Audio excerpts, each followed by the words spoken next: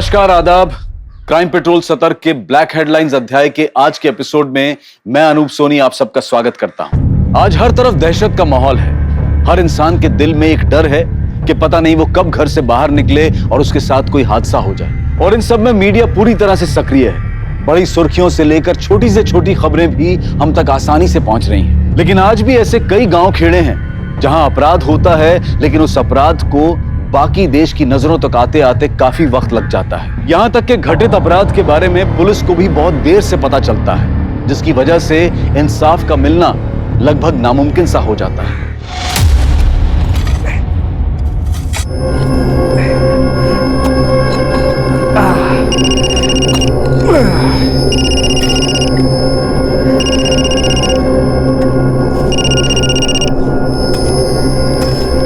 Hello.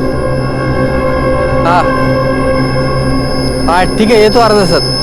हाँ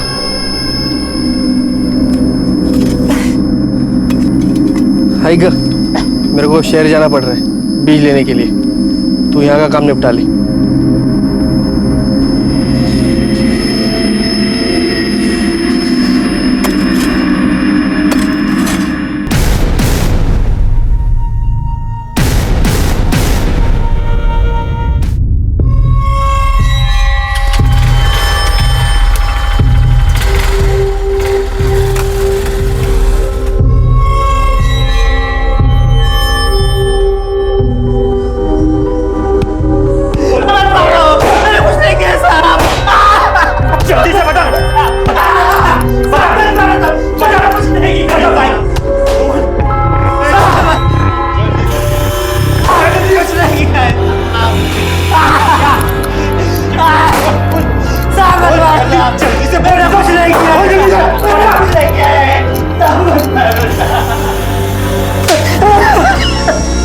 अरे जरा जोर लगा, मोटी चमड़ी है इसका।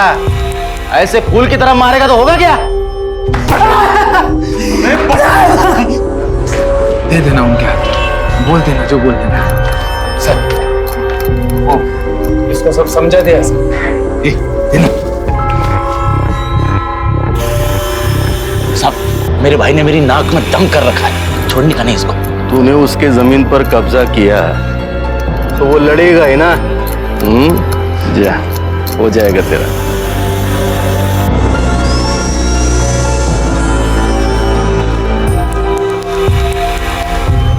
ये ले तेरा हिस्सा। कड़क चाय बोल के ला अभी। आ भी रहा है सर।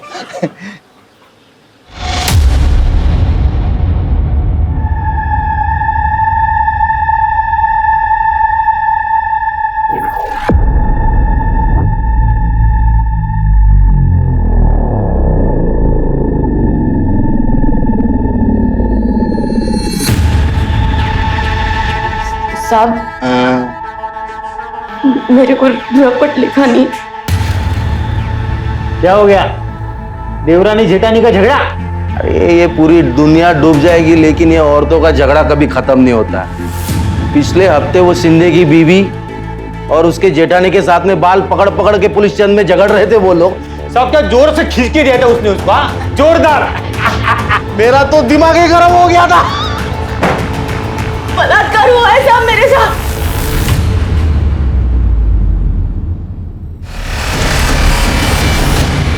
बलात्कार है?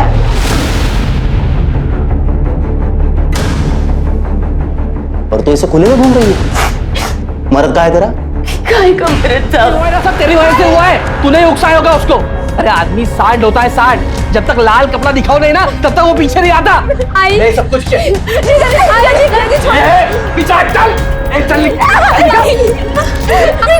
जा रहा, मजा कर रहा है।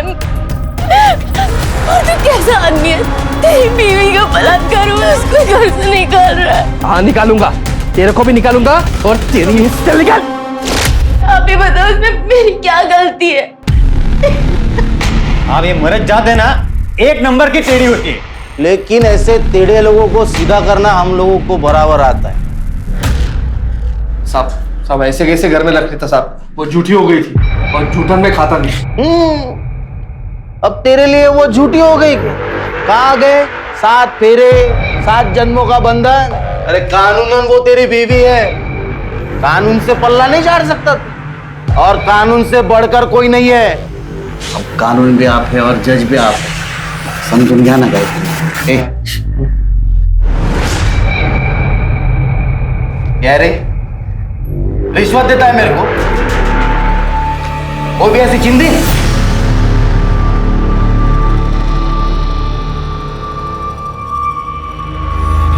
चलो चलो निकलो, चलो।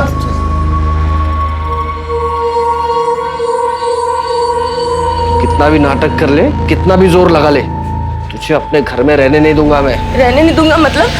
साहब, साहब, सब देखो ना, वो लोग क्या बोल रहे हैं। सब घर में नहीं आने देंगे। सब उनको, सब देख क्या रहे हैं, कुछ बोलते क्यों नहीं? क्यों चिल्ला रही है? देख, तेरे साथ जो कुछ भी हुआ ना, वो तेरी ही गलती है। तू जब यहाँ पहली बार आई थी, आपने देखा था सब, इसका आंचल ऐसे ऐसे था।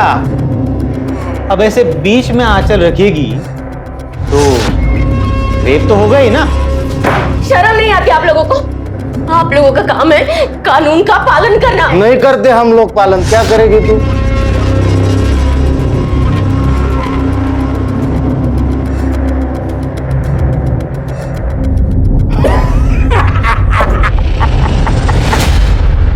आदरणीय एसपी साहब, हम रामनगर गांव से ये पत्र लिख रहे हैं। हमारे साथ बहुत बुरा हुआ है। यहाँ की पुलिस उन बलात्कारियों को पकड़ ही नहीं रही। उल्टा हमारे पति के कहने पर वो चुप होकर बैठ गई है। हमारा पति हमें घर से निकाल रहा है। हमारी मदद कीजिए साहब। यहाँ की पुलिस से मदद मांगी लेकिन निराशा ही हाथ लगी। अब आप निराश करेंगी तो जनता का क्या होगा?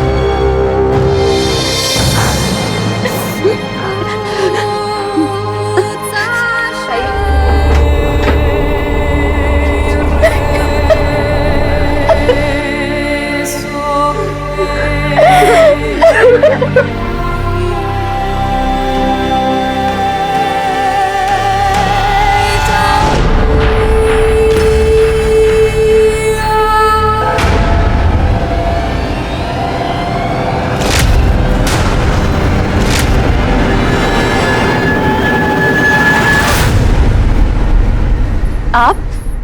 मुझे मालूम है तुम्हें बहुत बुरा लगा होगा। तुम चिंता मत करना, मैं हूं ना। मैं तुम्हें वो सम्मान दूंगा जो तुम्हारे पति ने तुम्हें दिया नहीं होगा। मैं तुम्हें अपने साथ रखूंगा, अपनी बीवी बनाकर। शर्म नहीं आती आपको? हूँ मैं आपकी।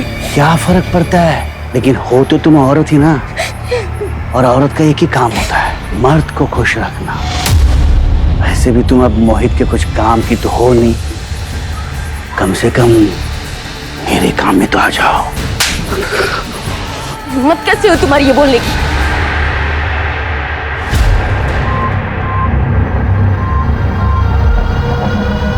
क्या रे?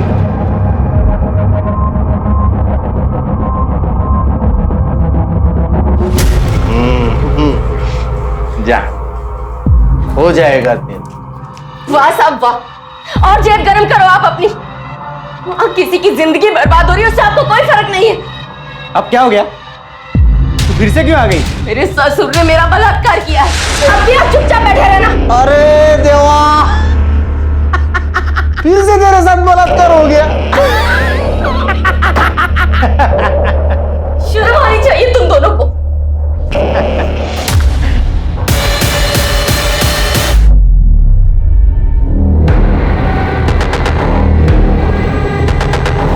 मनोहर, बच्ची को जरा घुमा खिला। ओडे,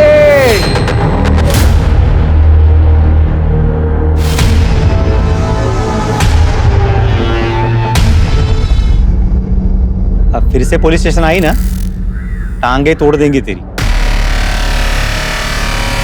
हाँ, तेरे बीबी का फिर से रेप हो गया रे। अब तो तू उसे घर से निकाल ही सकता है।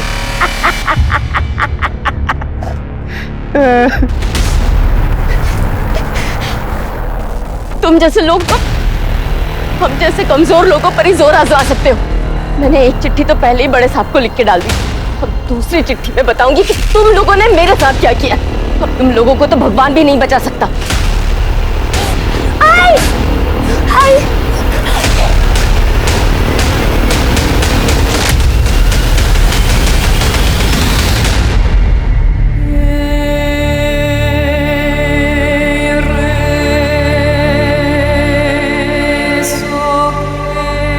आई, तू क्यों रो रही है?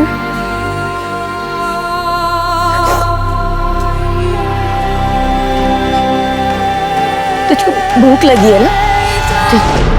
घर चल। लेकिन बाबा ने तो हमें घर से निकाल दिया है। किट्टू, उस घर से हमें कोई नहीं निकाल सकता। घाबरो न को। हाँ? आई है ना साथ में? चल, हाँ?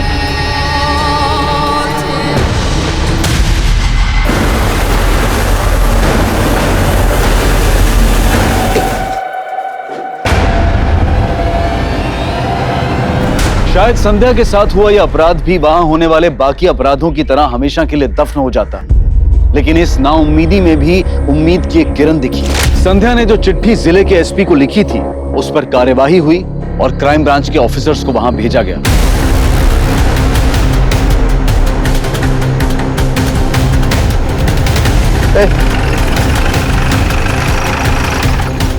हाँ सब संध्या और मोहित कहाँ रहते हैं?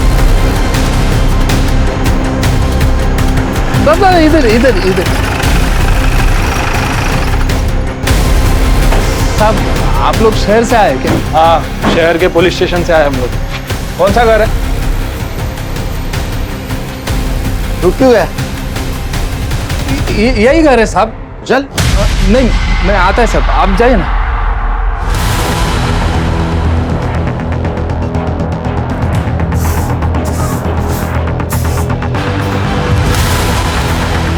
संध्या, तुम संध्या हो? नहीं। संध्या को बुला। कौन है आप लोग? पुलिस, शहर से आए हम लोग। संध्या ने हमें एक लेटर लिखा था, उसमें लिखा था उसके साथ रेप हुआ। कहाँ है संध्या? बुला उसे। वो नहीं है, वो मर गई। मर गई? कैसे? वो उसको दिल का दौरा पड़ा था।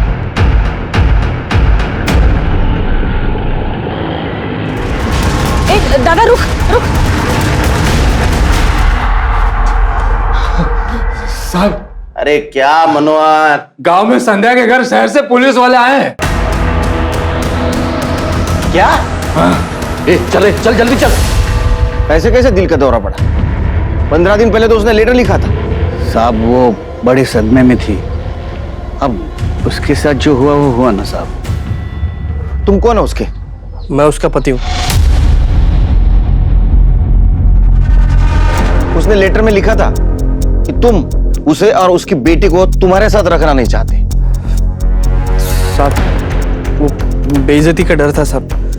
उस समय गुस्से में कह दिया। क्या करूं क्या नहीं कुछ समझ में नहीं आ रहा था साहब। आप ही बताइए ना, ऐसे समय में कोई अपनी बेटी और बीवी को घर से बाहर निकाल सकता है क्या?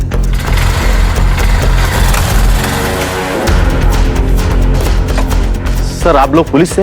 हाँ जी सर। तुम्हें कैसे पता चला? छोटा सा गांव है हमारा, कोई भी नया आदमी आ जाता है तो पता चल जाता है सर। कौन हो तुम लोग? साहब मैं दर्पण शिंदे और ये हमारे साहब कैलाश मौर्य। कहाँ से हो तुम लोग? सर यही के चौकी में पोस्टेड है हम लोग सर। यह चौकी? हाँ साहब, अभी 6 महीने पहले बनी है। तुम्हारी बच्ची कहाँ है? साहब वो बहन के घर है मेरे। पता करो। पता करने की जरूरत नहीं सर, हम लोगों ने पता कर लिया है। साहब आप चलिए ना, चौकी पे बैठ के बात करेंगे। हाँ सर।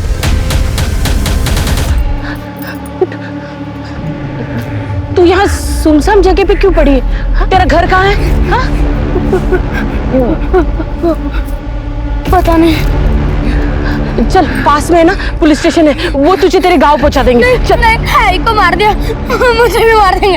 आई को मार दिया, मुझे मार देंगे। नहीं, कुछ नहीं बेटा, सब ठीक हो जाएगा।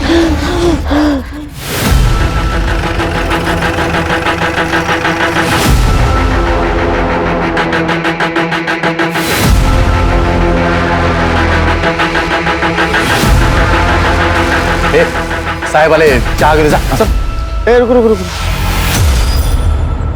ये तो गांव में था ना? हाँ हाँ सर, वैसे थोड़ी बहुत मदद कर लेता है हमारी। ए जा चाय लेके आ, जा। आइए ना, आइए अंदर आइए, चलो आइए।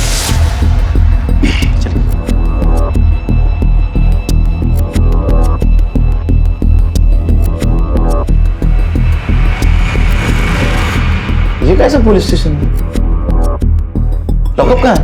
ये इधर है ना साहब, आइए आइए आइए। हम सबको यहीं पे पकड़ के रखते हैं।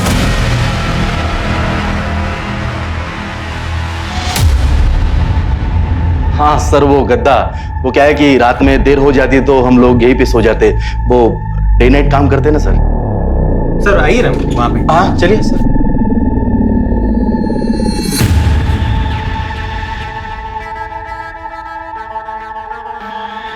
अच्छा, ये संध्या का क्या हुआ? सर वो बीमार थी तो वो मर गई। उसके पति का कहना है उसको दिल का दौरा पड़ा था। हाँ, वो बीमार चल रही थी तो उसको दिल का दौरा पड़ा तो फिर वो मर गई सर। और उसके रेप केस का क्या हुआ? सर वो कुछ बोल ही नहीं पा रही थी, सिर्फ वो इतना बता रही थी कि कोई 2 आदमी आए थे और मुंह पे गमछा बांधे हुए थे। फाइल कहाँ है उसकी? फाइल है ना सर, यहीं पर है। लेकिन साहब अब वही नहीं रही तो क्या केस और क्या फाइल।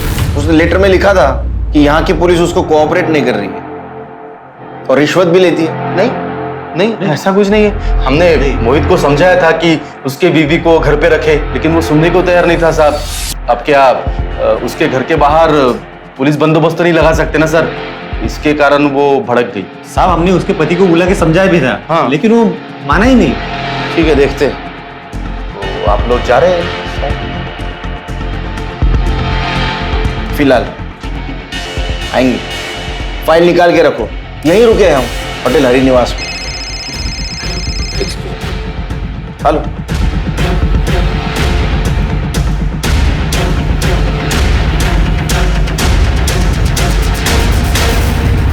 चिरके, मुझे गड़बड़ लग रही है।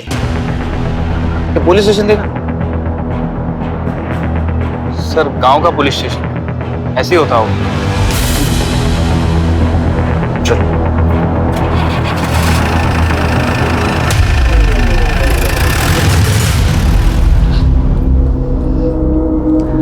आज से तू यहाँ रहेगी। चल चल।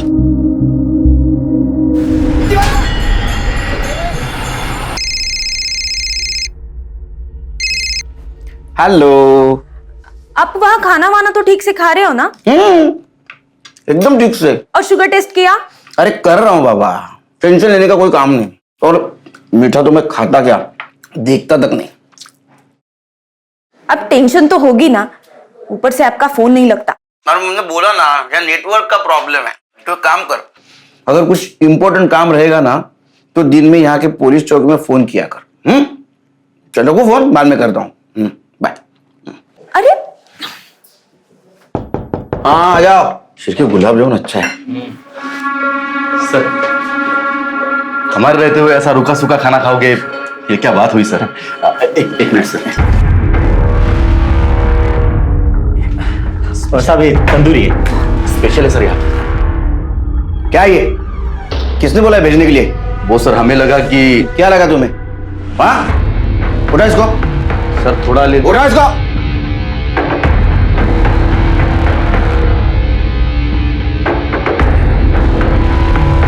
क्या बदतमीज लोग हैं ये शिरके।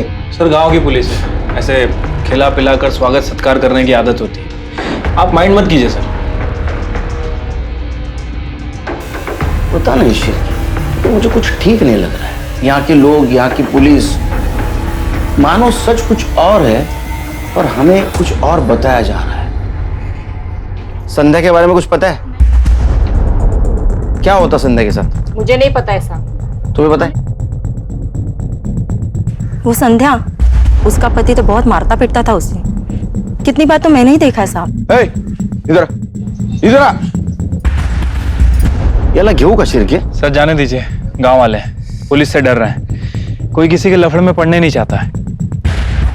फिर पूछताछ जारी रखो, कोई ना कोई हमें खबर जरूर देगा। आइए।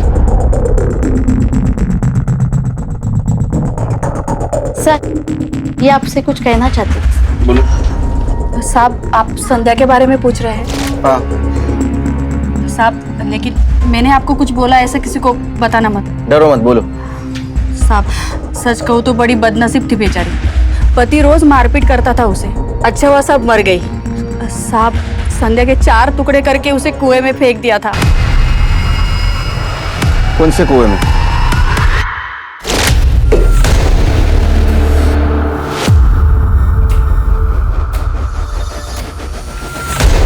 घर वाले किधर है रे इसके? साहब साहब साहब, मैंने कुछ नहीं किया साहब। साहब आप देखो साहब, मैं बोल रहा हूँ साहब साहब। दीदी, कुछ नहीं किया। यार इतना सब होने के बाद में तेरे बीवी ने घर नहीं छोड़ा, इसलिए तूने उसे काट के मार दिया? साहब हमने नहीं मारा साहब, आप तो जानते हैं ना, हमने उसको घर से बाहर निकाल दिया था। अब हमको क्या मालूम उसको किसने मारा किसने नहीं मारा। साहेब मेरी बात सुन, हे प्रकरण इथेच दाबून टाका। आप जो बोलोगे, जितना पैसा बोलोगे ना, मैं देने के लिए तैयार है।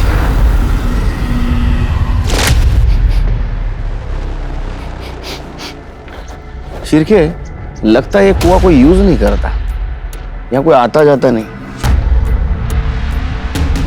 ए चड्डी, इधर कोई पानी भरने आता है? पहले आते थे सर, पर अब 10-12 दिन से कोई नहीं आता। क्यों? पता नहीं सर। जाओ। शिरके, कुएं के आसपास फॉरेंसिक करवा। अगर सच में संध्या को काट के इस कुएं में डाला है तो ब्लड के ट्रेसेस जरूर मिलेंगे। बेकार की बात है साहब, हमने खुद उसकी लाश देखी हुई है, उसके घर भी गए थे चौकसी करने। तो यहाँ के लोग ऐसा क्यों कह रहे हैं कि उसको मारकर उसके 4 टुकड़े करके कुएं में फेंका गया था? अब ये गाँव है, अभी लोगों को नहीं जानते साहब। आपसी दुश्मनी निकालने के लिए ये लोग सब ऐसी बातें बनाते रहते। और ये जो मोहित है ना साहब, ये पैसे वाला है, उसकी काफी जमीन है, ऊपर से इकलौता है। ये सब लोग ऐसा चाहते हैं कि इसको अंदर कर लिया तो इसके जमीन पर कब्जा कर देंगे। एक बात समझ में नहीं आ रही है, संध्या ने लेटर में साफ साफ लिखा था कि उसके साथ बलात्कार हुआ है और यहाँ की पुलिस उसको कोऑपरेट नहीं कर रही। तो हो सकता है उसका खून हुआ हो और उसके खून के ऊपर तुम पर्दा डालने की कोशिश कर रहे हो। क्या बात कर रहे हो सर, हम लोग ऐसा क्यों करेंगे? वो तो हम पता लगा लेंगे। संध्या की मौत दिल का दौरा पड़ने से हुई, इस बात की पुष्टि करने के लिए तुम्हारे पास कुछ मृत्यु प्रमाण पत्र है उसका? वो तो नहीं है साहब, लेकिन बनवा लेंगे। क्या मैंने ये सुना है सच है कि उसे काट कर उसको कुएं में फेंका गया था? काट कर? साहब कैसी बातें कर रहे हैं आप साहब? सच में ऐसा कुछ नहीं हुआ था साहब, लेकिन मेरी बीवी के साथ बलात्कार किया गया था, ये बात सच है। और वो किसने करवाया था ये मुझे मालूम है। किसने किया था? इसके और संध्या के सगे भाई ने। तुम्हारा भाई क्यों करेगा? ताई ने कहा था कि बाबा के घर पर मेरा और ताई का भी हक है, तो मैंने ये बात घर पे की तो गोपाल भाऊ और रुक्मणी वहिनी ने मुझे घर से बाहर निकाल दिया। तो मैं ताई के पास आ गई और ताई मुझे वापस लेकर गई थी गुस्से में वहां। ऐसे कैसे निकाल दिया आप लोगों ने इसको घर से? क्योंकि तेरी ये बहन यहाँ बैठ के ना बेकार की बातें करती थी। हक की बात करना कब से बेकार की बात करना हो गया दादा? और इसने जो कुछ भी कहा ना मेरे कहने पर कहा। ये घर और ये जमीन, इन दोनों पर हम दोनों बहनों का भी हक है। हक? कौन सा हक? तेरी जब ये शादी हुई थी ना, आई बाबा ने जितना भी सामान दिया था तुझे, उसमें तेरा हक खत्म हो गया। 50,000 के सामान के लिए तुम 20 लाख की जमीन और घर पर हक जताना जाते हो? देख, यहाँ खड़ी होकर ना बेकार की बातें मत कर। इस घर और जमीन में एक ढेला भी नहीं मिलेगा तुम दोनों को। देखती हूँ मैं कैसे नहीं मिलेगा हमें हमारा हक। मैं भी देखती हूँ तू क्या करती है। पता है ना मेरा भाई कौन है? जान से मारकर ऐसा गायब करेगा ना कि किसी को कुछ पता भी नहीं चलेगा। ए वहिनी, ये धमकी ना किसी और को देना। ताई तू चल यहाँ से। ताई चलना। चल निक। रुक्मणी वहिनी के भाई कुंदन, वह भी जेल में है और अंदर से भी गलत काम करते हैं। और फिर ताई का रेप हो गया।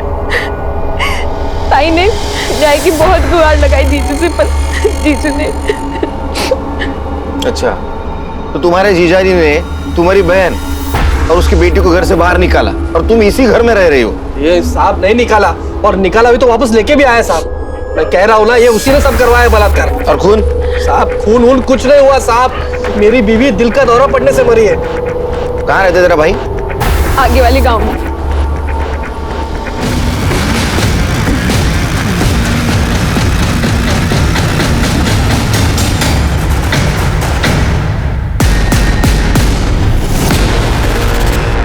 संध्या का बलात्कार? हमें इस बारे में कुछ नहीं पता सर। लेकिन उनके घर वालों का तो कहना है कि तुम्ही ने उसका बलात्कार करवाया। मैं अपने बहन का बलात्कार क्यों करवाऊंगा? हाँ, मेरा झगड़ा था उसके साथ, लेकिन साहब मैं इतना भी नीचे नहीं गिर सकता। अपनी छोटी बहन कविता को घर से बाहर निकाला था ना तूने? हाँ, वो यहाँ बैठ के बेकार की बातें जो करती थी। अच्छा एक बात बता, इस संध्या के साथ क्या हुआ? उसकी मौत दिल का दौरा पड़ने से हुई या उसका खून हुआ? पता नहीं साहब, हमें तो बाहर से पता चला कि संध्या मर गई है। कुछ लोग कह रहे थे कि उसको दिल का दौरा पड़ा, कुछ लोग ये भी कह रहे थे कि उसको काट के फेंक दिया। तुम्हें क्या लगता है? मारा होगा साहब। वो जो मोहित है ना, वो संध्या को बिल्कुल पसंद नहीं करता था। अरे बाबा कहीं बोलशील की नहीं? लक्ष्मी आ रही है घरात, खुशी का मौका है भाई। क्या खुशी का मौका? मैं पहले ही बोल रहा था ये बच्ची को गिरा दो, मगर नहीं, अब तो इसकी बच्ची वाली भी निकल गई। अब कहां से आएगा बेटा? हाँ तो ये बेटी तो है ना हमारी, इसके सहारे जिंदगी काट लेंगे। मुझे नहीं चाहिए ऐसी बेटी और ऐसी जिंदगी। और ऐसे में उसकी मदद करने के बजाय तुम लोगों ने कविता को भी घर से बाहर निकाल दिया। तुम लोगों ने संध्या के केस की तहकीकात अच्छी तरह से क्यों नहीं की?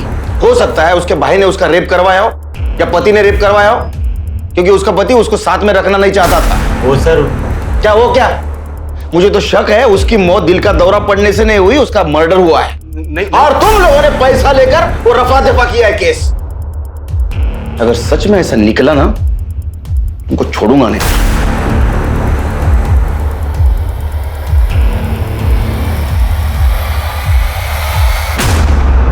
हाँ, अरे बोला ना नेटवर्क नहीं था। हाँ, तो पुलिस स्टेशन के लैंडलाइन पे फोन करने का। कहाँ फोन करूं? वहां का नंबर देख रही थी मैं ऑनलाइन, पर किसी चौकी का नाम ही नहीं आ रहा। ऐसे कैसे हो सकता है?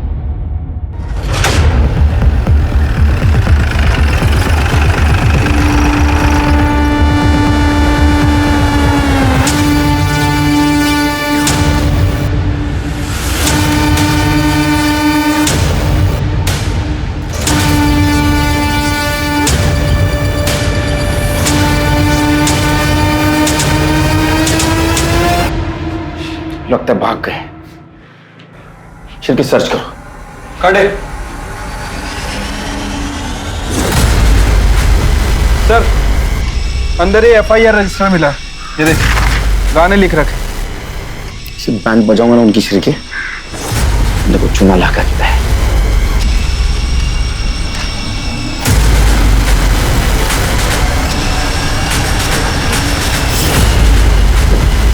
सीधा कर। ये लोग कहाँ गए? अरे बोल नहीं सकता। गूंगा है? ये नकली पुलिस स्टेशन है। ये लोग भी नकली थे। तेरे को पता था? चल लिख के बता, कौन थे वो लोग? लिख के बता, कौन थे लोग?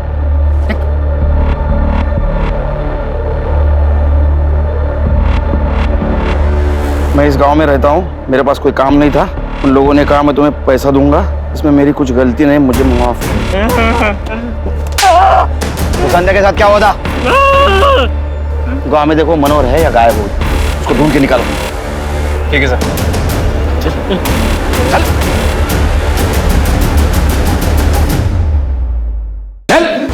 फोड़ो तलवार, फोड़ो उसका। फोड़ तलवार उसका। खुदा बोल। साहब वो संध्या थी ना, इस नकली पुलिस स्टेशन के आड़ में एक बेचारी महिला पर अत्याचार हो रहा था। उसकी लाश का क्या किया? काट दिया साहब उसको।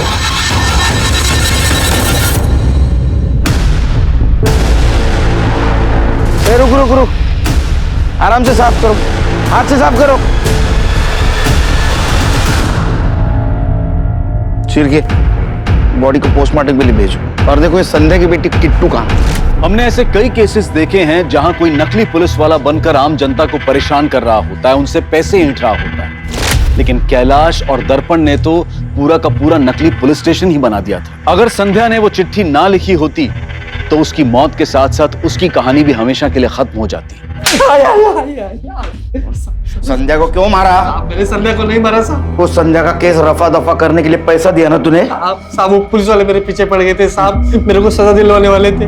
ऊपर से बाबा ने भी संध्या का रेप कर दिया था साहब, तो डर तो लगेगा ही ना। तरस खा के रेप किया तूने, और जब उसने लेटर लिख के पुलिस को बताने की कोशिश की तो तूने मुझे मत मारो साहब, मैंने नहीं मारा। किट्टू के बारे में झूठ क्यों बोला? तेरी बहन के घर पे नहीं हो, कहाँ है? तो साहब हम लोग डर गए थे ना, घाबर लो ना साहब कि मुझे आप भी पहले गायब हो चुकी थी। मैं आपको सब बता रहा हूँ, संध्या ना संध्या उसके भाई ने मारा होगा। अरे साहब गलत बात कर रहे हैं वो लोग, मैंने कुछ भी नहीं किया है। तुम्हें तो बड़ा घमंड था ना अपने भाई पर। साहब मैंने तो बस उसे डराने के लिए कहा था, और वैसे भी कुंदन क्या करेगा, वो तो पहले से ही जेल में बंद है। और साहब हमें कविता को घर में नहीं रखना था, इसलिए हमने कहा था। उस दिन तुमने हमें क्यों नहीं बताया तुम्हारी बहन संध्या का खून हुआ था? क्या बताती सर, जीजा जी ने मुझे जबरदस्ती अपने साथ रखा था, मारते थे पीटते थे, शादी करना चाहते हैं वो। ताई ताकत थी मेरी, ताई के जाने के बाद मुझे कुछ समझ ही नहीं आ रहा था कि मैं क्या करूं, कहाँ जाऊं। भाऊ और वहीनी ने मुझे घर से बाहर निकाल दिया। सर मेरे किट्टू को ढूंढ दीजिए सर, वो मेरी ताई की आखिरी निशानी है।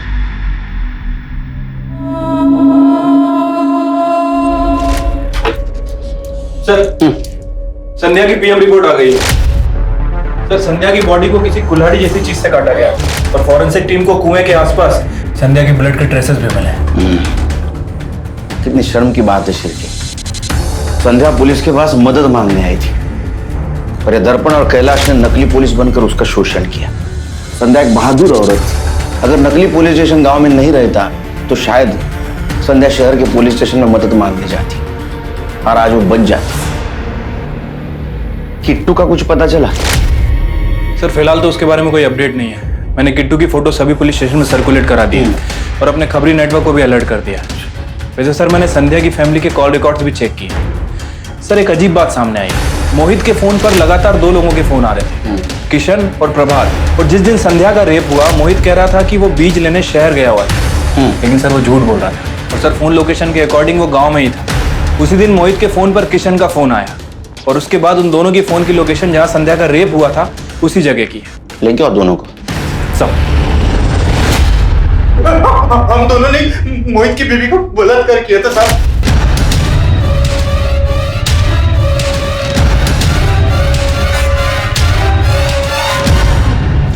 मोहित ने हमें वो बलात्कार करने के लिए पूरे 5,000 रुपए दिए थे साहब।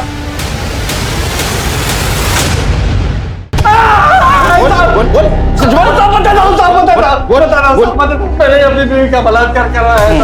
मुझे कविता बहुत पसंद थी साहब, मैं उससे शादी करना चाहता था, मुझे बेटा भी चाहिए था साहब। पर फिर भी वो तेरे घर से नहीं गई तो तेरे बाप ने उसके साथ बलात्कार किया, फिर भी नहीं गई तो तुम दोनों ने उसको मार दिया। नहीं नहीं साहब, मैंने उसको नहीं मारा साहब, कसम से साहब हमने नहीं मारा। तूने बेटे के लिए तेरी बीवी का मर्डर कर दिया, पता नहीं बेटी का क्या किया। क्या ऐसा तो नहीं कि उसे तेरी हैवानियत का शिकार बना दिया? जब तक सच नहीं बोलते इसको मारते रहो। अरे नहीं साहब, नहीं। सर दर्पण और कैलाश को गांव में देखा गया है। गलती होगी साहब, गलती होगी। ए ऑर्डर होगा बता। सर आईपीएस बनना चाहता था साहब, लेकिन क्रैक नहीं कर पाया। पुलिस तो बनना ही था साहब, तो हमने ये नकली पुलिस स्टेशन खड़ा किया, नकली पुलिस वाले बन गए। संध्या को क्यों मारा? नहीं साहब, हमने नहीं मारा साहब। संध्या को नहीं मारा साहब। क्यों नहीं मारते? उसके साथ तुमने रेप किया था, उसने धमकी दी सीनियर को बताने की। तुम्हें लगा ये नकली पुलिस स्टेशन पुलिस का काम चले जाएगा, इसलिए तुमने मारा उसको। नहीं साहब, हमने संध्या को नहीं मारा साहब। उसके बच्चे का क्या किया? किट्टू कहाँ है? हमको कुछ नहीं मालूम साहब। हमको कुछ नहीं मालूम साहब। त्यांना सगळं माहिती सोलून काढ यांना।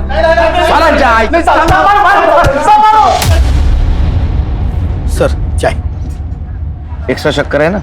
हाँ सर डाक लेना। सर ये देखिए वीडियो वायरल हुआ है। राजू किराना स्टोर नायगांव, मतलब किट्टू मुंबई में।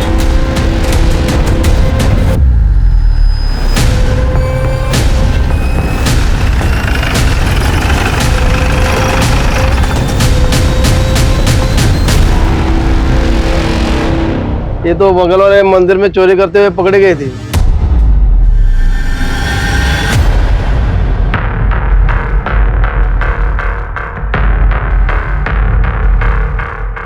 पूरा लगी हुई है।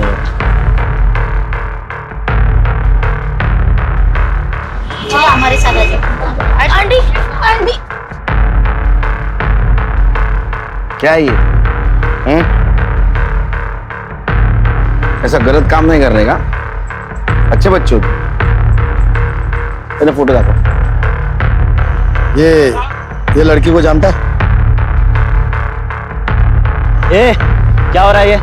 क्या पूछा बच्चे से? निकाले यहाँ से। सर, पुलिस वाले से ऐसी बात करते हैं? Sorry sir. बच्चों से गलत काम करवाते हैं ना, तो चोरी का? नहीं सर। किट्टू कहाँ है? किट्टू कहाँ है? किट्टू किट्टू कहाँ है?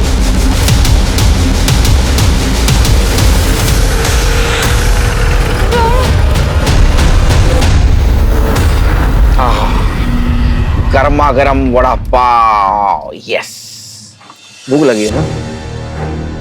अच्छा बेटा, एक बात बताओ, तुम्हारे भाई को किसने मारा था? देखा तुमने उसे? हाँ। किसने?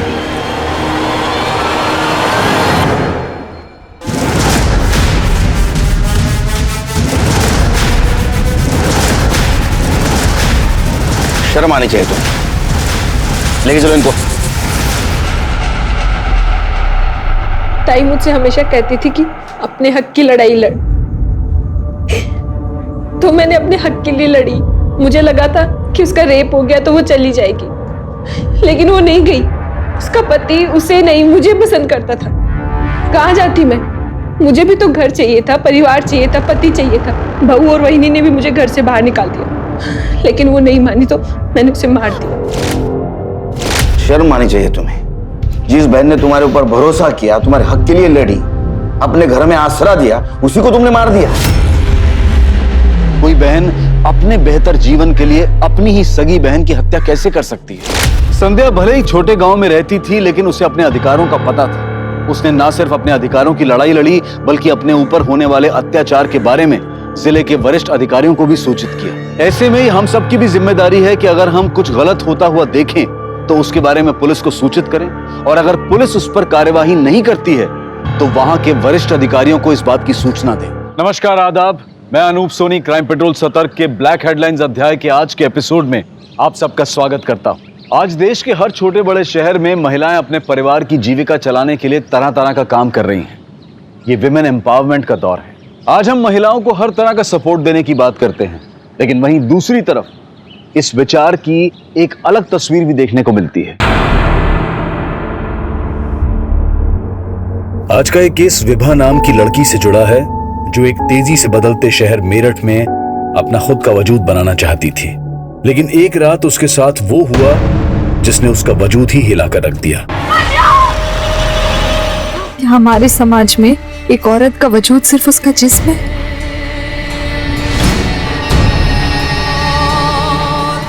हम सोचते हैं हमें अपने दर्द भूलकर आगे बढ़ना चाहिए, पर मैं अपना दर्द अपने अपनों से भी नहीं बांट पा रही थी। बस एक झूठी मुस्कान लेकर आगे बढ़ने की सोच रही थी।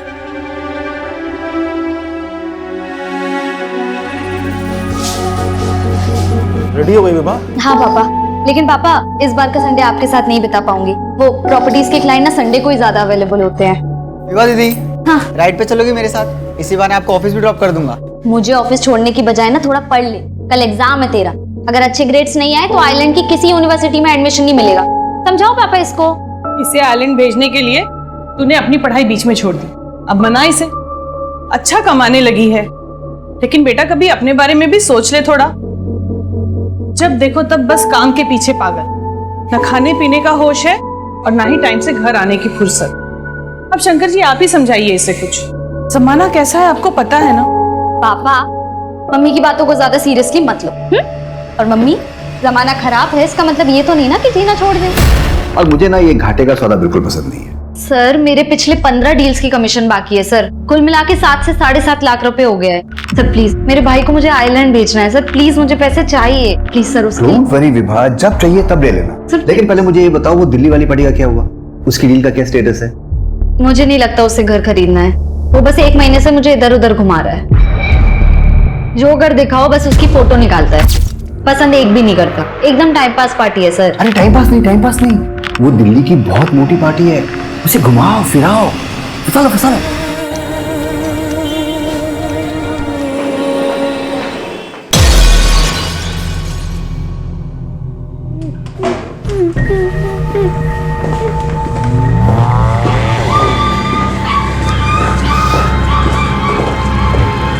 हाँ माँ, मैं आ रही हूँ। अरे बस कॉलेज से निकली हूँ, पहुंच जाऊंगी।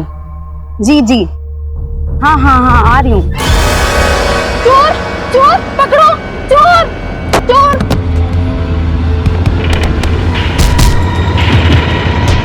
Hello police. ग्राउंड में भी देख लिया, पड़ोसियों से पूछ लिया, और कहाँ जाते? कासिफ का कुछ पता चला? तो मैं मना करा था ना मैंने, कासिफ को बाहर मत जाने देना। बेटा इसमें बहू की क्या गलती है? कासिफ जब हमसे नहीं संभलता तो ये क्या संभाल सकती है उस? बेटा तुमने कासिफ को आखिरी बार कब देखा था?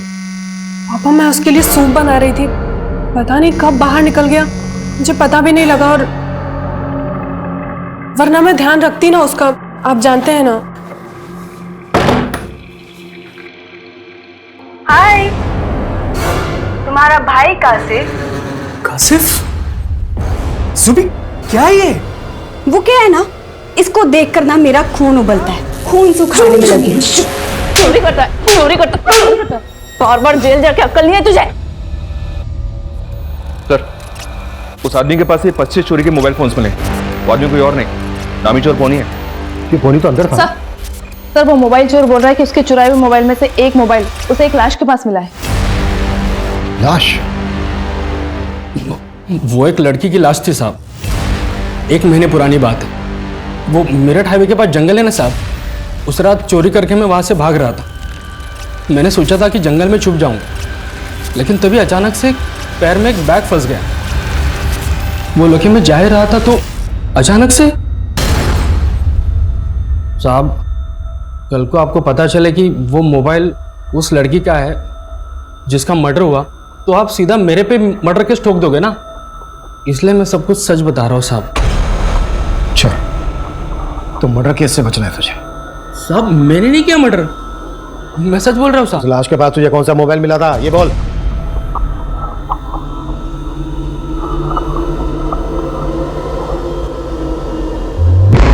ये था साहब।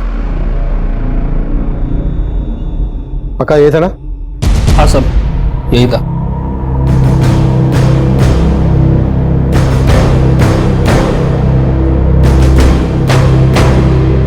तब सिम कार्ड था इसमें? बोले तब था साहब, मैंने निकाल के फेंक दिया वहां पे।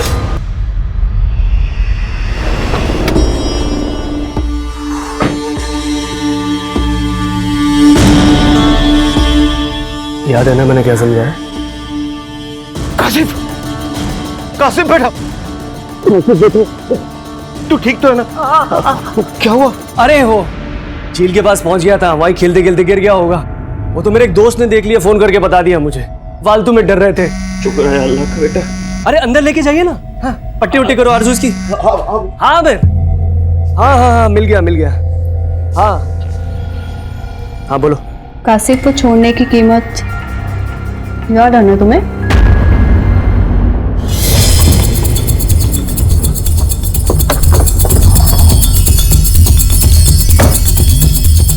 इधर साहब अंदर झाड़ी में लगा, देखे थे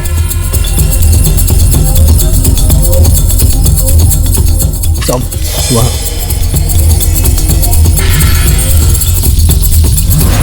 सर ये मोबाइल चोर तो बोल रहा था कि इसने 1 महीने पहले लाश के पास से मोबाइल चुराया था, लेकिन 1 महीने तक ये लाश यहीं पड़ी रहे और किसी को दिखे ना, भरोसा करना मुश्किल है। लाश की कंडीशन देख के लग रहा है कि मर्डर काफी पहले हुआ है, वो भी मल्टीपल फायर। और अगर मल्टीपल फायर हुए हैं तो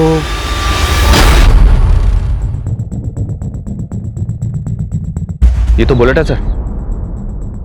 इसने बताया था कि मोबाइल से सिम कार्ड निकालकर तोड़कर फेंक दिया था। सबको बोलो चेक करें कि यहाँ पे कोई टूटा हुआ सिम कार्ड मिलता है क्या।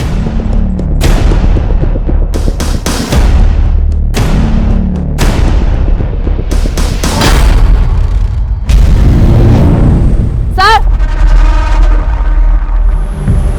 किया इलाज? हाँ? तो साहब मुझे कुछ नहीं पता इसके बारे में, मैंने तो बस लड़की की लाश देखी थी, ये लाश नहीं देखी साहब मैंने। साहब मैं सच बोल रहा हूँ। ऐसे नहीं बोलेगा तू। लोगों में लेके जाओ इसको और को साले को लेके जाओ। इन दोनों लाशों के बीच लगभग 100 मीटर का फासला। लड़की को शूट किया गया और लड़के को जलाया गया। लेकिन सर दोनों मर्डर्स की मोडस ऑपरेंडी अलग है। अगर ये दोनों मर्डर काफी पहले हुए हैं तो जाहिर सी बात है इन दोनों के घर वाले इनको ढूंढ रहे होंगे। मनीष, आसपास के सभी थानों में पिछले 1 महीने की मिसिंग कंप्लेंट स्कैन करो। और फाइनली हमारे पेरेंट्स के शादी के 25 इयर्स कंप्लीट। 25 साल से ये जोड़ी हिट है। Best couple and best best best mummy papa.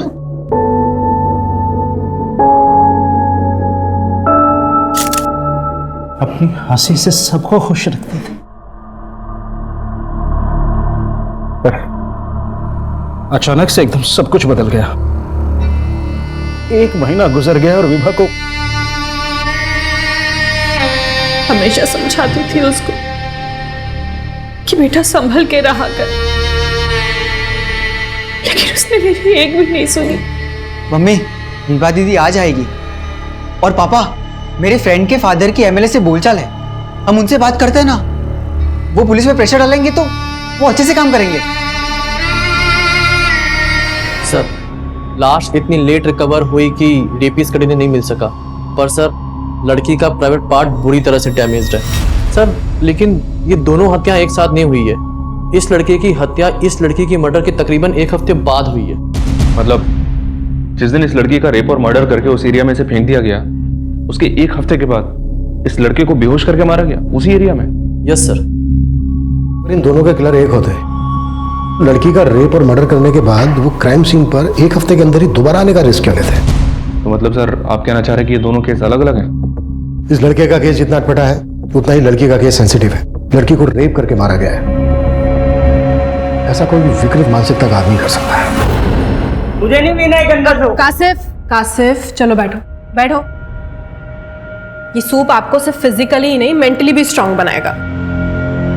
आप भी मुझे बेअकल समझती हो? अरे बिल्कुल नहीं, आप तो बहुत स्मार्ट हो। मैं स्मार्ट लगता हूँ आपको? जी, और अगर आप ये हेल्दी फूड खाओगे तो आपकी स्मार्टनेस और बढ़ जाएगी। चलो फिनिश करो।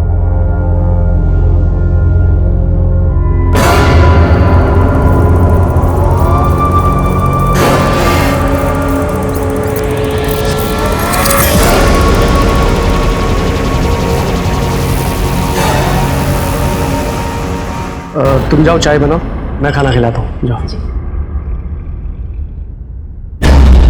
इतना करंट लगा तेरे दिमाग में, इतने झटके लगे, फिर भी दिमाग ठिकाने नहीं आया तेरा। पता नहीं किस मिट्टी का बना है। फिनिश करे सर।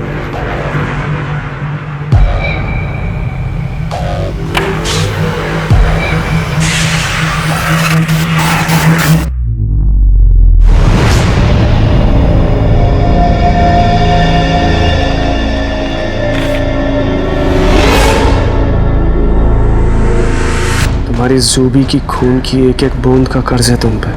कासिफ को छोड़कर कन्नी काट ली मुझसे।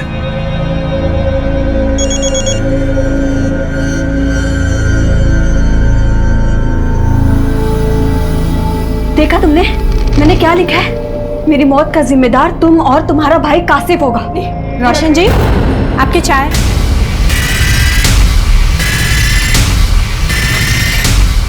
अरे अरे क्या हुआ? करंट लगने वाला है। हाँ, करंट लगने वाला है? तो फॉरेंसिक ने कंफर्म किया है जो बुलेट्स हमें लड़की की डेड बॉडी से मिले थे वो इन्हीं छल्लों के जो हमें क्राइम सीन से मिले थे।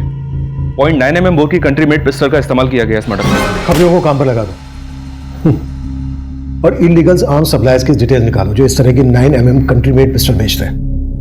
उनसे हमें लड़की के रेपिस्ट और किलर्स की कोई लीड मिल सकती है। हाँ बोलो। सर उस लड़की के मोबाइल के IMI नंबर से पता चला है कि वो फोन विभा नाम की लड़की का था और सर विभा मेरठ की रहने वाली थी। सर 16 अक्टूबर की रात को उसके पेरेंट्स ने उसकी मिसिंग कंप्लेंट दर्ज करवाई थी दौलतपुरा थाने में।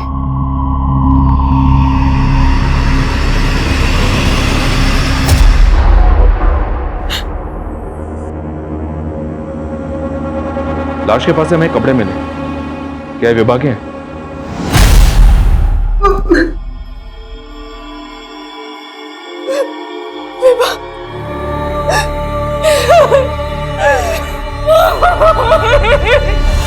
शामली के इलाके में मिली और आप लोग रहते हैं मेरठ में।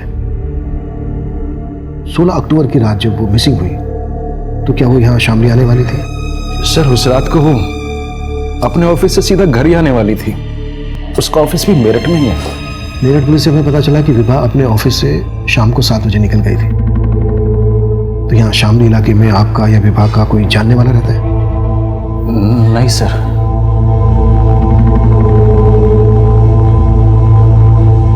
विभा का कोई बॉयफ्रेंड? नहीं सर, अगर ऐसा होता तो वो हमसे छिपाती नहीं। आप लोगों को किसी पर शक है? सर सच बताएं तो हमें कुछ समझ में नहीं आ रहा है कि किसने मेरी बेटी के साथ ऐसा किया।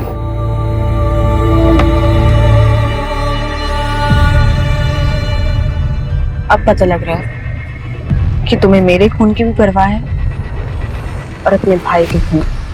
जुबी, देखो मैं मानता हूँ कि मेरे भाई की वजह से हम एक नहीं हो पाए, लेकिन हम पहले की तरह दिल्ली में रहकर भी मिल सकते हैं ना। इतनी दूर जाने की क्या जरूरत है? जाना पड़ेगा। मैं स्मार्ट हूँ और आप सुपर स्मार्ट। आप मुझे बहुत प्यारी लगती हैं। कासिफ, आप भी बहुत प्यारे हो। आपके दांत बड़े सुंदर हैं और थोड़ा स्माइल दो ना। आपकी आईज, आपके लिप्स। कासिफ, अच्छा कासिफ, उस दिन आप क्या कह रहे थे वो करंट लगने वाला है? वो तो सीक्रेट है।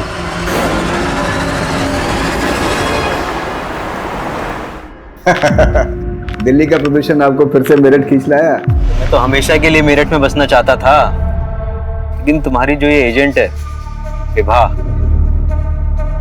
वो मेरा घर बसा ही नहीं पाया। खैर, ये बताओ कोई और है? और मतलब घर या घर दिखाने वाली?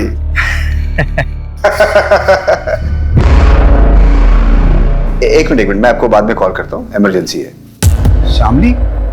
सर विभा शामली क्यों गई, मुझे इसके बारे में कोई आइडिया नहीं है। उस दिन जब वो ऑफिस से गई थी तो उसने मुझे ऐसी कोई बात बताई भी नहीं थी। सर कल मैं डायरेक्टली साइट पे आ जाऊंगी। वो मोदी नगर प्रोजेक्ट का फ्लैट दिखाना है क्लाइंट को। हाँ, लेकिन क्लाइंट को हाथ से जाने मत देना। फंसा लेना। जा जाओ। Okay sir. रात वो करीब 7-7:15 बजे ऑफिस से निकली थी, तो मुझे लगा था कि वो घर गई होगी। हमें पता चला है कि शामली में भी तुम्हारे कुछ हाउसिंग प्रोजेक्ट है। हाँ है, लेकिन विभा शामली का एरिया नहीं देखती थी। वो तो मेरठ और मोदी नगर ही देखती थी। देख नादिर, विभा का सिर्फ मर्डर ही नहीं हुआ है बल्कि गैंग रेप भी हुआ है। अगर तू कुछ भी झूठ बोल रहा है ना तो अभी। सर हमारा धंधा एजेंट्स के भरोसे ही चलता है और विभा मेरी बेस्ट एजेंट थी। मैंने भी एक एफिशिएंट एजेंट खोई है सर, और आप मुझ पे ही शक कर रहे हैं। ये नादिर मुझे कुछ ठीक नहीं लग रहा है। इसके बारे में सब कुछ पता करो और विभा के कलीग से भी मिलो, शायद उनसे कुछ मिल जाए। सर, अरे 1 महीना के ऊपर हो गया, हम तुमको देखे तक भी नहीं है और तुम हमारा फोन काट दे रही हो। तबरेज, मैंने कहा ना मैं तुमसे बात नहीं कर सकती। तो ठीक है ना, एक बार मिल लेते हैं यार। नहीं तुम सब। कासिफ, ऐसे किसी के कमरे में नहीं झांका करते।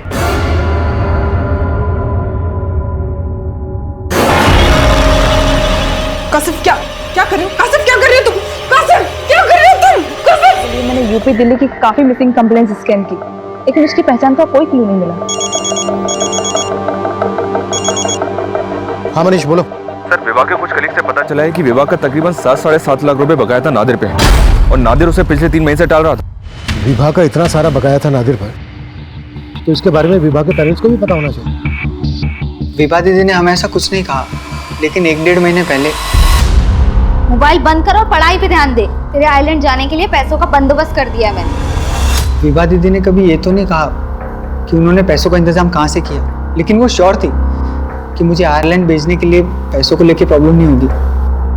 उसने नादिर को लेकर कभी कुछ? नहीं सर, नादिर सर के बारे में कुछ नहीं कहा।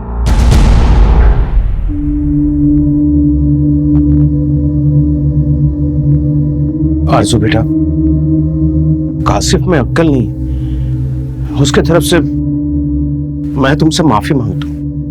बेटा हिम्मत रख, मैं रोशन को वापस बुलाता हूं।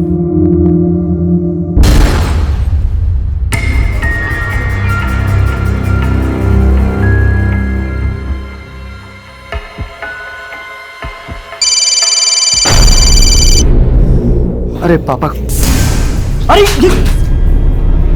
ये लड़का फोन क्यों नहीं उठा रहा? रोशन का फोन है।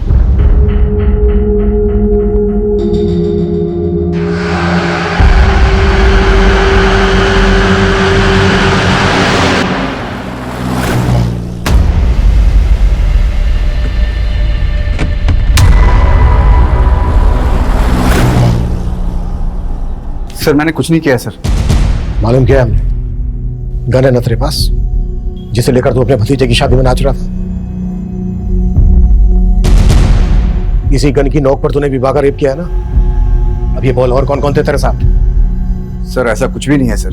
ये माना कि मुझे विवाह को 7 लाख रुपए देने थे, लेकिन सिर्फ 7 लाख रुपए के लिए तो तू ऐसा करेगा नहीं।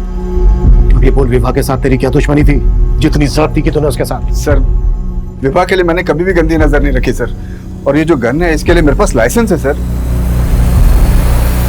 सर वो गन मैंने सिर्फ और सिर्फ अपनी सेफ्टी के लिए ली थी, और विवाह के साथ मैंने कुछ भी नहीं किया था सर। लेकिन सर एक आदमी ऐसा है जो ये कर सकता है सर। अच्छा, कौन है वो आदमी? सर मेरा क्लाइंट है पुष्कर, बहुत ही अजीब टाइप का इंसान है। विवाह के मर्डर के करीब 1 महीने पहले विवाह ने उसको बार बार लगातार कई घर दिखाए। There's no place like home. और जैसा घर आपको चाहिए, ये घर बिल्कुल वैसा ही है पुष्कर जी। अब Pushkar ji sorry, please no photos. Actually हमारी एक्सक्लूसिव प्रॉपर्टी है। Okay fine. वैसे मुझे प्रॉपर्टी पसंद है। Oh nice. वैसे थैंक गॉड आपको कुछ तो पसंद आया। विवाह में हर चीज बहुत सोच समझ के पसंद करता हूँ, और एक बार कोई चीज मुझे पसंद आ गई तो मैं उसे अपने हाथ से नहीं जाने देता, फिर चाहे मुझे जो कुछ भी करना पड़े।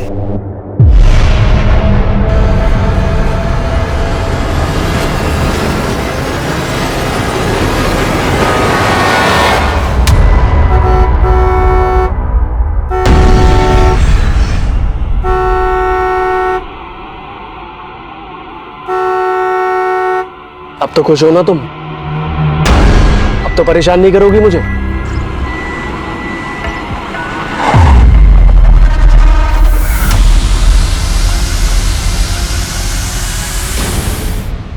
सर नादिर की पिस्टल लाइसेंस है, उसकी पिस्टल से विवाह का मर्डर नहीं हुआ।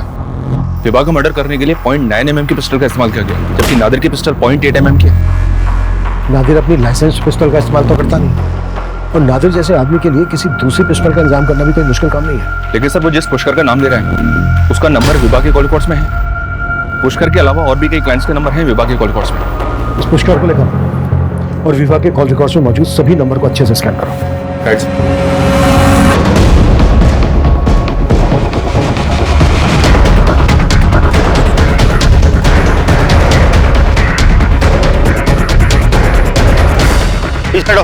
पीछे हटो, पीछे करो इन सबको।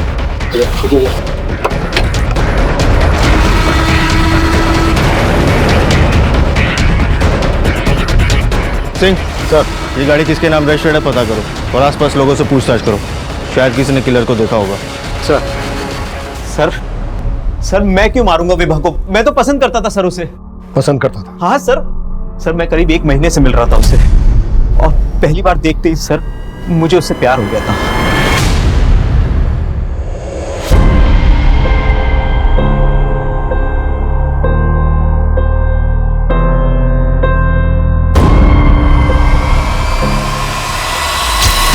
और सर मैं अपनी फीलिंग्स अपने अंदर दबा के नहीं रखना चाहता था, इसलिए thank you so much. Finally आपको कुछ तो पसंद आया। विवाह में हर चीज बहुत सोच समझ के पसंद करता हूँ, और एक बार कोई चीज मुझे पसंद आ गई तो मैं उसे अपने हाथ से नहीं जाने देता, फिर चाहे मुझे जो कुछ भी करना पड़े। ये सब बोल के आप क्या कहना चाहते हैं?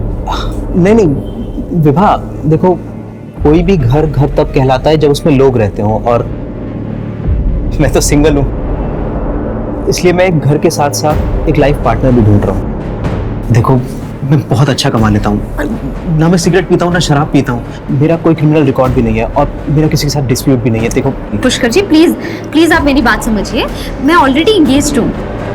इंगेज्ड? मतलब विभा ने तेरे से कहा था कि उसकी शादी होने वाली है? हाँ सर, उसने मुझे यही बोला था। लेकिन उसके पेरेंट्स ने तो हम जैसी कोई बात नहीं बताई। क्या? रोशन, रोशन। सर, रोशन एक हफ्ते से अपने कारोबार के सिलसिले में जयपुर गया हुआ था सर। वो आज ही दिल्ली लौटने वाला था। अच्छा सलामत जी, आप बता सकते हैं कि रोशन की किसी के साथ कोई दुश्मनी वगैरह? नहीं सर, ऐसा कुछ नहीं था। रोशन की किसी के साथ कोई दुश्मनी नहीं थी सर। नहीं सर, वो लड़का जरूर झूठ बोल रहा है। विवाह कभी इंगेज थी ही नहीं। देखिए शंकर जी, हम पुष्कर की बात पे भरोसा नहीं कर रहे हैं, पर यह भी तो हो सकता है कि विवाह की जिंदगी में वाकई में कोई लड़का हो जिसे वो पसंद करती है। प्रेजेंट में ना सही, पास्ट में सही। सर, विभा का कोई अफेयर नहीं था, लेकिन हाँ 4 महीने पहले हमने उसकी एंगेजमेंट करवाई, पर वो रिश्ता भी टूट गया। किससे करवाई थी आप लोगों ने एंगेजमेंट उसकी? आलोक सचदेवा, एनआरआई है सर, हमारे पड़ोसी जस्सी की जान पहचान का लड़का। शंकर जी कहने के लिए आयरलैंड से हैं, लेकिन उनको शादी इंडियन लड़की से करनी है। एकदम स्वदेशी विचार है, अभी तक भारतीय संस्कार बसे हुए हैं। आप मुझसे उम्र में इतने बड़े हैं, फिर आपने अभी तक शादी क्यों नहीं की? मैं आपसे झूठ नहीं कहूंगा, मेरी पहले भी शादी हुई थी, लेकिन चल नहीं पाई। हमारा डिवोर्स हो गया था। और सर, विभा भी इस शादी के लिए तैयार हो गई थी। हमने तो शादी की तैयारी भी शुरू कर दी थी। विभा, अरे ओ विभा, देख तो ये कैसा लग रहा है। क्या बात है, ऐसे मुंह क्यों लटका हुआ है तेरा? अरे दीदी, आप टेंशन क्यों ले रहे हो? मैं भी तो आयरलैंड रहूंगा ना, आप बोर नहीं होंगे वहाँ? हाँ शुतोष, पर हम दोनों आयरलैंड चले जाएंगे तो मम्मी पापा यहाँ अकेले पड़ जाएंगे ना। नहीं बेटा, जब हमारा मन नहीं लगेगा ना तो हम आ जाया करेंगे तुझसे मिलने।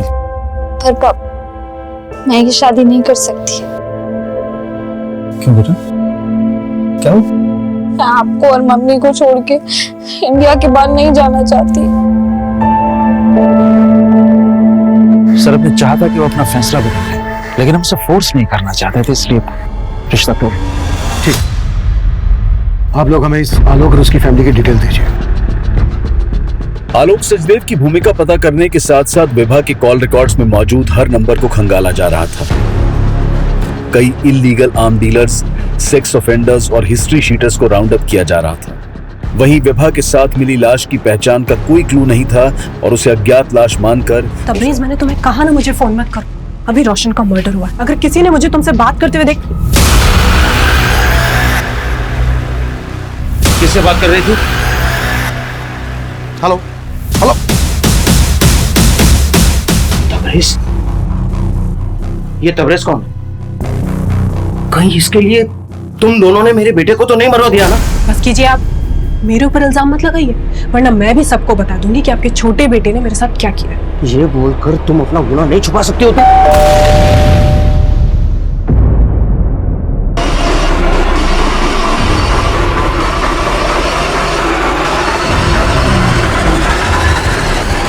सर, मैं कुछ नहीं छुपा रहा।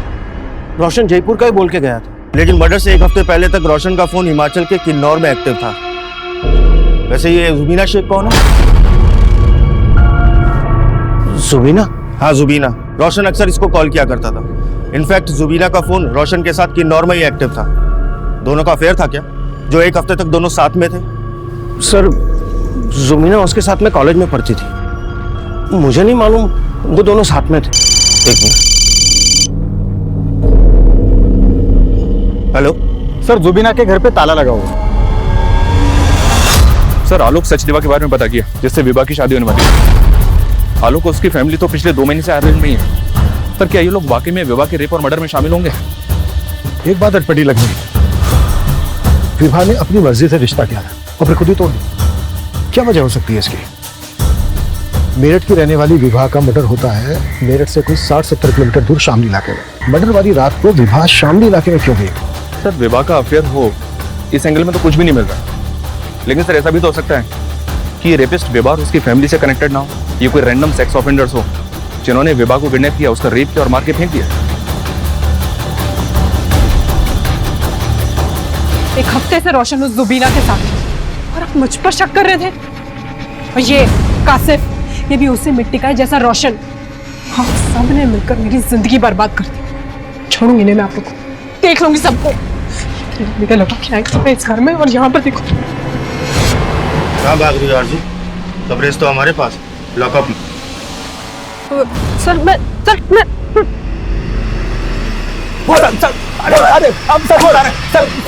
सर हम मानते हैं कि आरजू के साथ हमारा अफेयर था शादी से पहले, लेकिन हम उसके पति को नहीं मारे सर, हम सच कह रहे हैं। सर तबरेज मेरा बॉयफ्रेंड था, लेकिन मैं उसे भूलकर अपने शौहर रोशन के साथ जिंदगी बसर करना चाहती थी। मैं रोशन को नहीं, रोशन मुझे धोखा दे रहा था। और इसीलिए तुमने और तबरेज ने मिलकर रोशन को मरवा दिया, और जुबीना को भी उन्हीं किलर्स ने गायब किया था ना?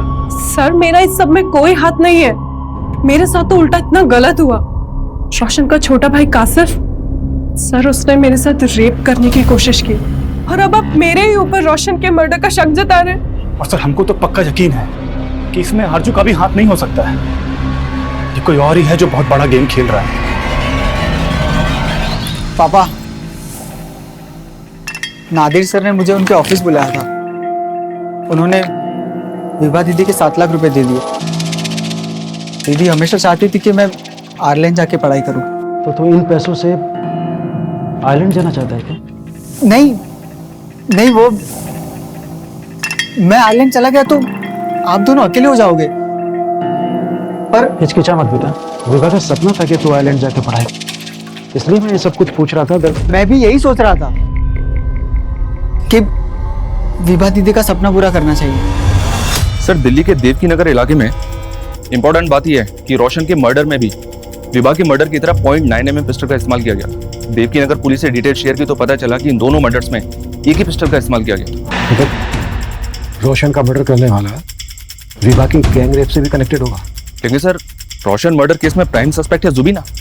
रोशन के भाई कासिफ के बारे में पता चला है कि इसने अपनी भाभी का रेप करने की कोशिश की थी। इसने रेप करने की कोशिश की? जी हाँ सर, देवकी नगर पुलिस को स्टेटमेंट दिया इसने कि जुबीना ने इसको किडनैप करके रखा था, और देवकी नगर पुलिस को इस बात का भी शक है कि मर्डर के वक्त जुबीना भी रोशन के साथ मौजूद थी, और सर मर्डर वाले दिन से ही जुबीना अंडरग्राउंड है। रोशन और विभा का मर्डर एक ही पिस्टल से किया गया। जुबीना और जुबी का कनेक्शन अब विभा मर्डर केस से जोड़कर देखा जा रहा था, लेकिन विभा और जुबीना का कोई कनेक्शन पुलिस को नहीं मिल रहा था। दिल्ली पुलिस के साथ साथ यूपी की शामली पुलिस भी अब जुबीना की तलाश में जुट गई थी, और आखिरकार जुबीना को दिल्ली में उसके रिलेटिव्स के घर से अरेस्ट कर लिया गया। विभा?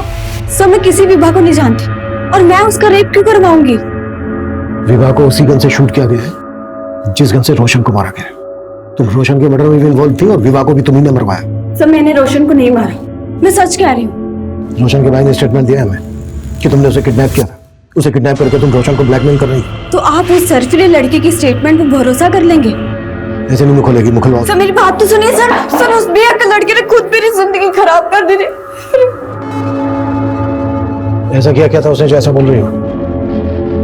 सब मैं रोशन से बहुत प्यार करती थी, और हमारे घर एक दूसरे का आना जाना लगा रहता था।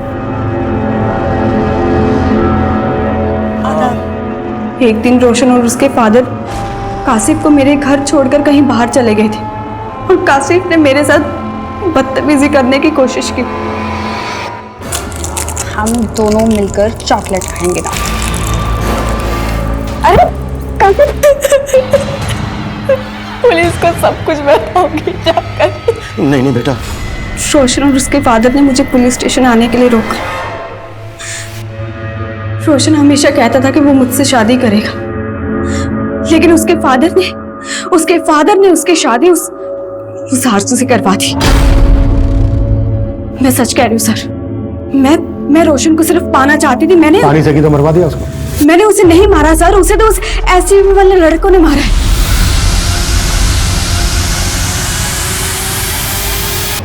कहानी बनाना बंद करो, सीधे सीधे बोलो क्यों मरवाया रोशन को? मैंने बोला ना सर, मैंने उसे नहीं मरवाया, और अगर आपको लगता है कि मैंने रोशन को मरवाया तो आप मुझे प्रूव करके दिखाइए। कुछ किया होगा तो प्रूव नहीं हो जाएगा। एसयूवी का नंबर बोलो। मुझे नहीं पता कुछ भी सर, लेकिन हाँ वो एसयूवी सफेद कलर की थी। रूबी की स्टेटमेंट के बेसिस पर पुलिस ने रोशन की हत्या वाले दिन की ऐसी कई सीसीटीवी फुटेजेस को खंगाला जहां से पुलिस को उस एसयूवी की लीड मिल सकती थी।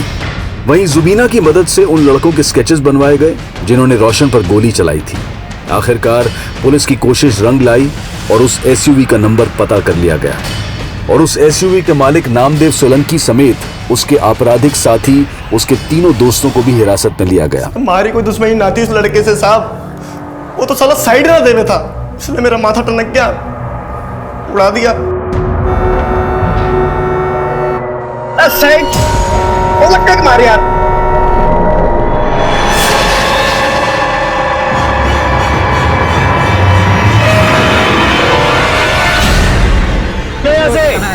गाड़ी कहाँ लगा दी आपने? साले तो विवाह का गैंग रेप तुम लोगों ने किया है? कौन विवाह? ना साहब, हमने कोई गैंग रेप नहीं किया। अच्छा, विवाह का मर्डर तुम लोगों की गन से किया गया है? तो साहब गन तो हमने किराए पे ली थी अपने दोस्त से। किस लिए ली थी? साहब वो एक को डराने के लिए ली थी। गन किस दोस्त से ली थी?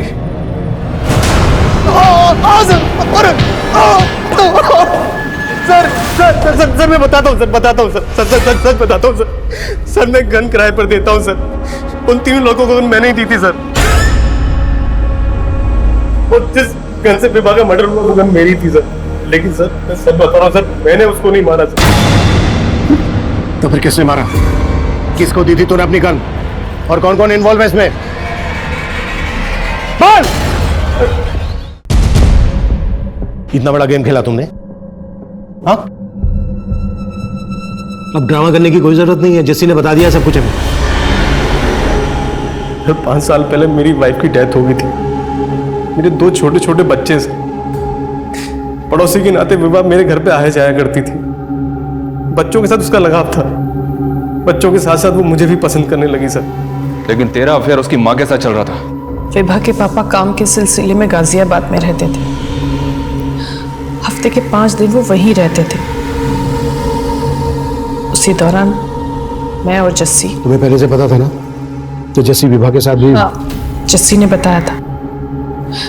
उसने बताया था कि विवाह उसे चाहने लगी है और वो उसे शादी भी करना चाहती है। मैंने विवाह को किसी तरह समझा कि शादी के लिए मना किया और तरुणा के कहने पर मैंने विवाह के लिए रिश्ता खोजा। खुद से दूर करने के लिए आपने मेरी शादी फिक्स कराई है ना? विवाह, अब इन बातों का कोई मतलब नहीं है।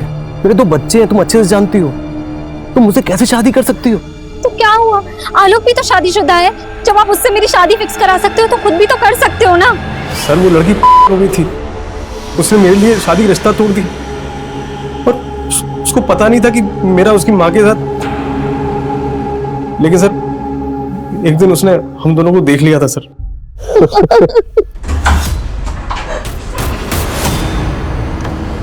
अम्मी?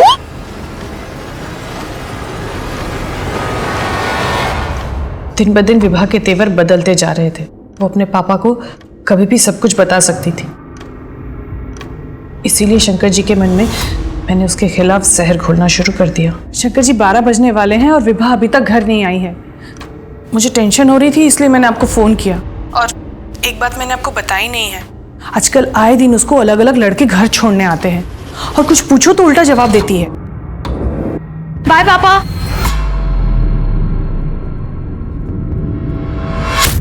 शंकर जी, शंकर जी देखिए मुझे विवाह के रूम से क्या मिला, ये देखिए। और ये पहली बार नहीं मिला है मुझे, ये दूसरी बार मिल रहा है। 2 बार प्रेग्नेंट होके एबॉर्शन करा चुकी है लड़की। मैं अभी बात करता हूँ उससे। नहीं नहीं सुनिए, इन सब मामलों में आपका लड़की से बात करना ठीक नहीं है। मैं समझाती हूँ उसे। इतना सब बताकर भी मैं उन्हें विवाह से बात करने से रोकती रही। और फिर अपनी बेटी विवाह को रास्ते से हटा दिया। विवाह को रास्ते से हटाने के लिए मैंने विवाह को श्यामली बुलाया।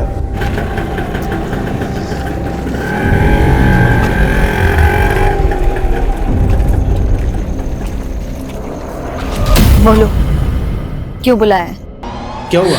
इतनी रात को क्यों बुलाया मुझे? अरे क्या बताऊं, पानी सर से ऊपर चला गया है। ये लड़की 4-5 लड़कों के साथ शामली में पार्टी करने चली गई है। अरे तो रोका क्यों नहीं तुमने उसे? अरे रोका, लेकिन सुनती कहाँ है वो मेरी। प्लीज आप जाइए ना, उसको लेकर आइए। इतनी रात को पता नहीं क्या कर रही है वो। तुम टेंशन मत लो, मैं देखता हूँ, ठीक है? सुनिए, हाँ। मैंने ना वो जस्सी जी को बुला लिया है, उनके पास बाइक है, तो उनकी बाइक में बैठ के आप चले जाइए। जल्दी आइए आगे। चलिए शंकर जी, बाइक ले आओ, आइए जल्दी देखता हूँ, है ना?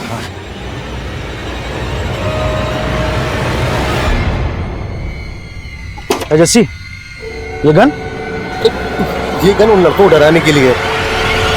अब बैठ बैठ बैठ, चल चल जल्दी चल।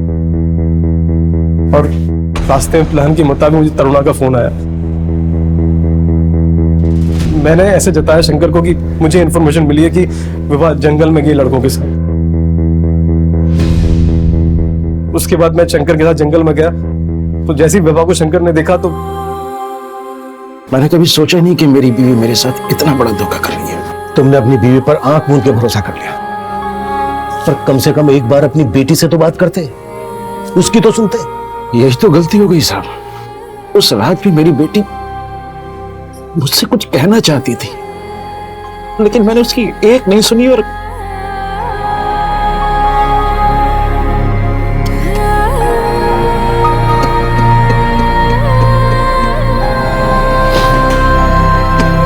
अब मैं अनूप सोनी आपसे विदा लेता हूं। फिर मुलाकात होगी क्राइम पेट्रोल सतर्क के ब्लैक हेडलाइंस अध्याय में एक और नए केस के साथ। और याद रखें, क्राइम और आपके बीच में सिर्फ इतना फर्क है कि आप कितने सतर्क हैं। सतर्क रहें, सुरक्षित रहें। जय। इस तरह के और भी एपिसोड देखने के लिए हमारे चैनल को सब्सक्राइब करें और बेल आइकन दबाना ना भूलें।